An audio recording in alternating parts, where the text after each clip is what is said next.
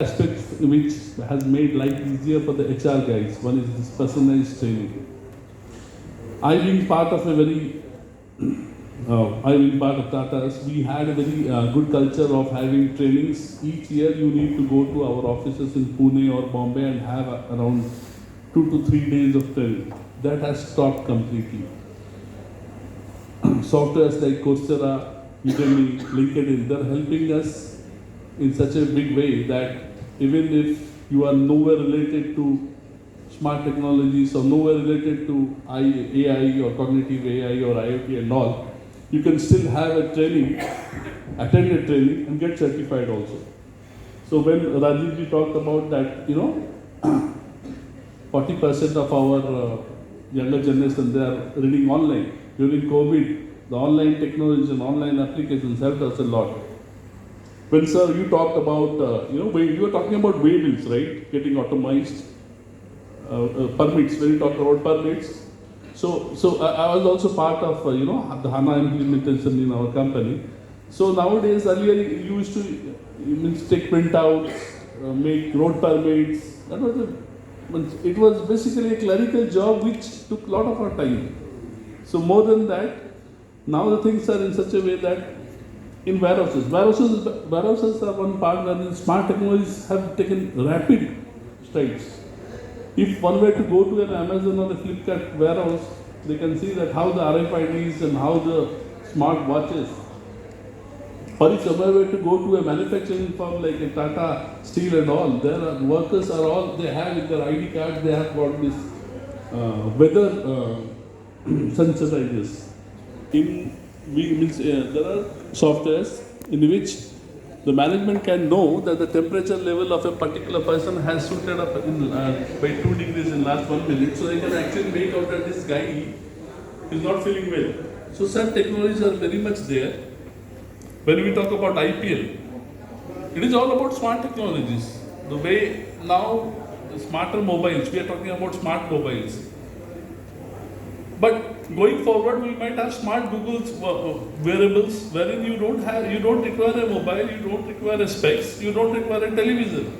You simply can see things in open sky, and then people might think you mad because you are seeing things in empty space, whereas everything is happening. And I also agree with sir when he says that, technology is such that it has got its plus and minus. So we should overcome that and then try to enhance. We talked about preventive maintenance. Our coolers, our chillers, our office lighting are all governed by smart technologies, right? So there is nothing called smart anymore. So now we are going to the next level of being smart. Even in this room, right? Earlier, the main problem was that if you go to a conference hall, the main problem was that AC बहुत ठंडा है. AC कम करो, AC कम करो, AC कम करते AC बहुत गर्मी हो रहा है. So these things, many things have gone by, and then people have, adapted things. Adaptability is very much required. Yes. And Paulomi talked about, the culture for management. Yes. Management has to agree to things, because if they don't agree to it, then we'll see the Muffat lands of the industrial, industries, they fade away. When you talk about Meta, when you talk about Alphabet, these are companies, they are big companies in last 10 years because they are innovative. So you have to innovate, you have to adapt and then move ahead. So having said that, now I will like to summarize a bit because we are running out of time. We have 10 minutes. So starting from Rajiv Da, let's summarize things and then move ahead. Rajiv Da. Yeah, thank you. Like how I started, like how technology has its impact on us humans and our lives. Now, who is building this technology? If I ask everybody, if I ask myself, this is what is making the technology. This is what is building the technology. This 85 billion cells and 85 billion neurons that I have, you have, everybody in this room has, the Nobel laureate has, the beggar on the street has.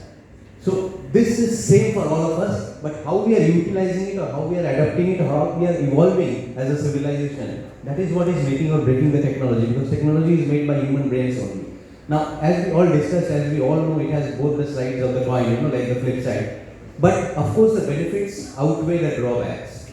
Like when I was talking about social isolation, the data says 21% of youths are hooked to mobiles now. They don't lift their face above the mobile. In fact, it happens with my daughter, like always she's on the mobile. So, we have to ask her, hey, give your attention, I want to talk to you something. But those are some of the social isolations because the faculty of psychology, their study says that there is a maladaptation feeling, there is a feeling of insecurity if the things are not there with you, the technology. Maybe you are not using it to its full potential.